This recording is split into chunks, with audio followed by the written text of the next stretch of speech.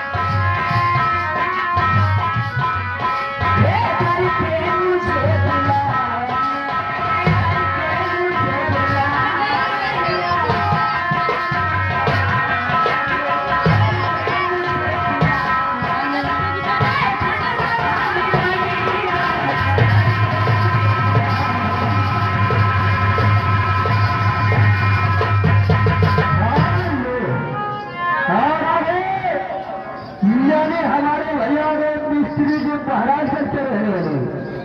10 रुपये इनाम और भैया हमारे मेला कमेटी का कहना है जो ये दर्शक भाई आप लोग खड़े हैं कृपया करके काफी मैदान पड़ी हुई है आप लोग बैठ के हमारी इस पार्टी का रंगारंग कार्यक्रम देखिएगा।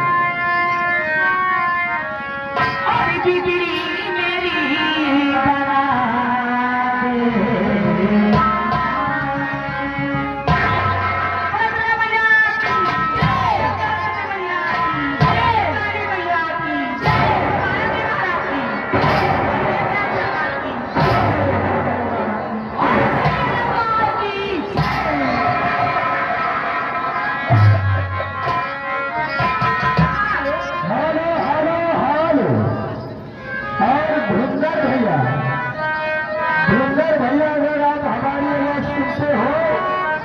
तो मंच के सामने